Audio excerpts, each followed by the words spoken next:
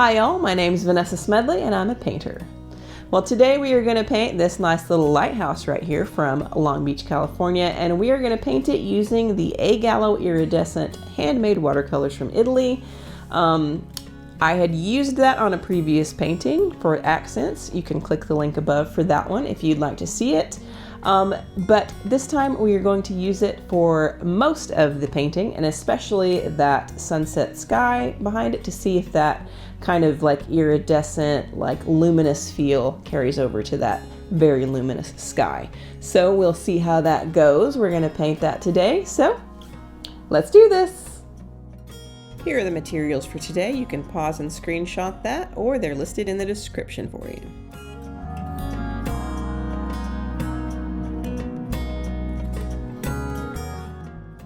In order to make my life way easier, I'm going to use masking fluid to mask out the entire lighthouse and also the lamps. In order to do that, I take a very cheap brush and dip it into a mixture of liquid dish soap and water before I dip it into the masking fluid, and that protects your brushes a little bit. While that's drying, I mix the colors for my sky, and here I'm using the Sunshine and Clementine iridescent colors from the A.Gallo palette, of course, which is what we're using for the whole thing. Then I use Hibiscus and mix a little bit of champagne color into that. Then we need a bit of a purple, so I mix the dark Orchid with the iridescent Moonlight to make it a little bit cooler than the purple that's there. For a smoky kind of Payne's gray color, we're going to take the Moonlight, mix a little bit of dark Orchid into that, and then finish it off with silver smoke, and that's going to make it kind of smoky, obviously.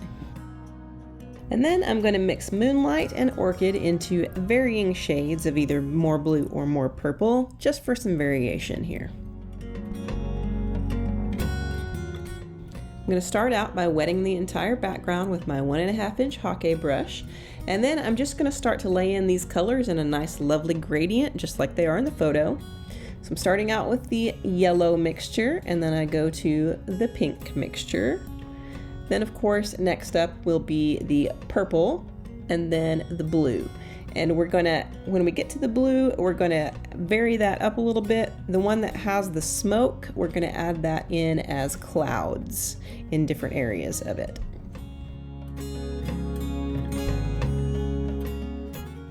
We've got some streaks of that pink coming into the yellow, so I'm gonna go ahead and add that in here.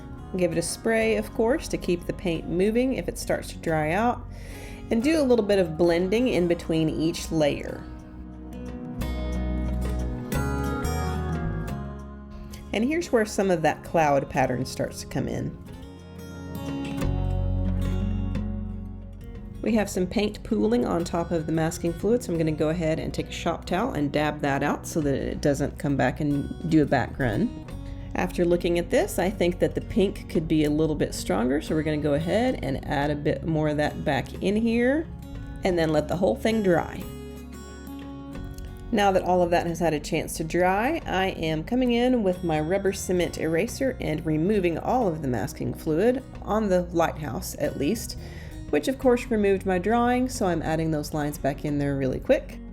Then for the portion of the lighthouse that is basically kind of a turquoise color, I'm going to go ahead and wet the entire thing, and then I'm going to begin dropping in the iridescent aquamarine, and then I'm going to use the iridescent Moonlight and a mixture of those two to make the darker areas and the shaded tones.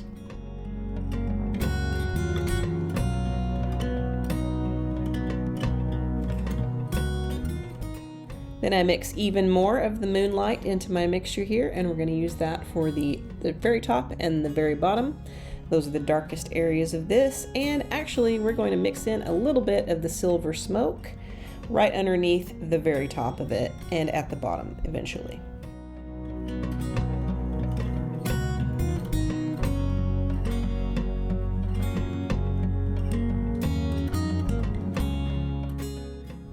Next, I'm coming back in with a thicker consistency of the aquamarine to add in some more of the kind of highlight area here at the bottom. Before I add any of the black detailing on the top of this, we're going to wet the whole thing, and then we're going to use the sky color basically so that it can show through the glass. Next we are using champagne, and that is going to be down nearer to the light portion of this so that it can be warmer because of the light influence. While that's drying, I'm going to go ahead and mix up the darkest black that I can get, which usually for me is a mixture of burnt sienna and ultramarine blue, and most of the time I squeeze that directly from the tube so that it is at its strongest. So I'm taking that very thick mixture, I'm adding a little bit of water to that, and I'm going to go ahead and do this entire ground area, which is basically just almost entirely in silhouette, except for we will add a little bit of detail later. I'm going to take that and put it in very thickly, and then I'm going to start adding in all of the palm trees in silhouette as well. And I'm using a very small brush for that. I believe this is probably either a number 2 or a number 0. And while I have that black on my brush, I'm going to go ahead and do the top of the lighthouse and all of this metal, I don't know what you'd call that, railing. Well, some of it's railing for sure. The other of it is just the structure of the lighthouse. And then of course the bottom lip.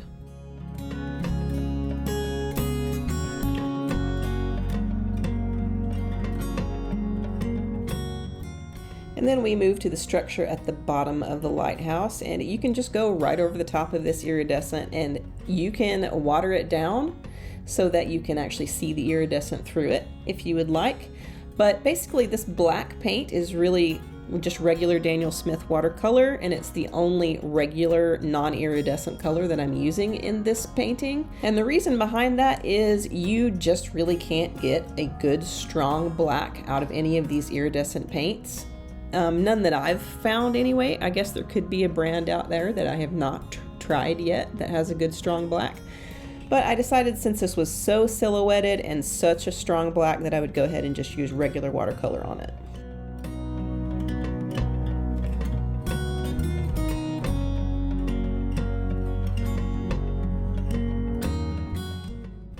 And here I'm continuing to just add these palm trees in here, and I'm using just light quick strokes, and then as I see that it needs to be a little denser, then I'm going back in and adding in some thicker paint.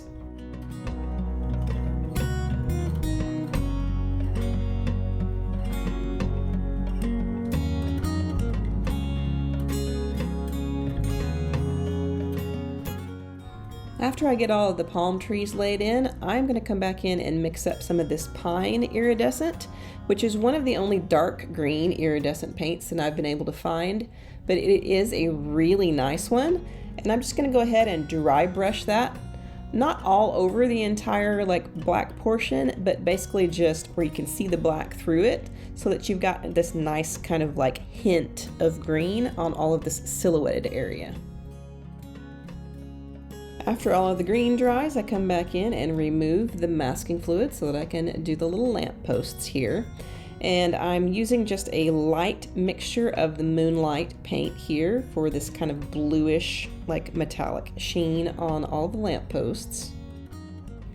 And I go ahead and use that same color for the benches up here near the lighthouse.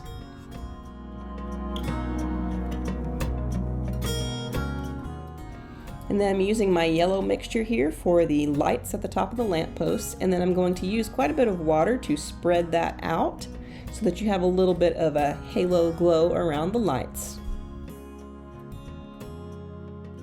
I had to come back in and kind of mop up some of that paint because the green was actually like lifting and mixing in with the yellow a little bit too much. So just kind of had to mop out a little bit of that green.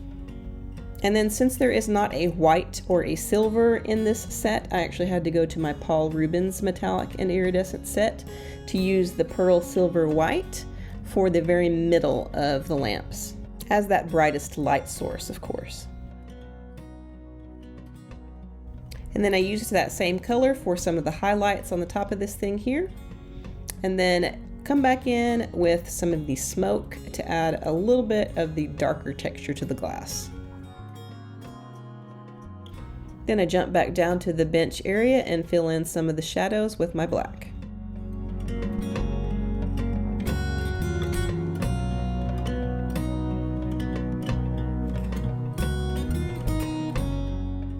Now, I did not notice this until I zoomed up on this photo to look at some of the details near the benches, but there is a lovely couple sitting there being all romantic, so I thought I might as well just go ahead and add them in here. I used the dark black for that, of course.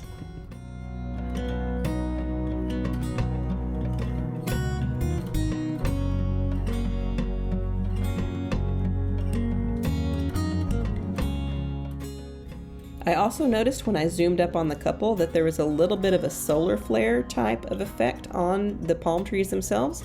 So I mixed up the rust, which is a nice kind of like orangey red, and the Clementine, and I used that to just go right over the top of the black on the top of the heads of the little people and also on some of the palm tree trunks.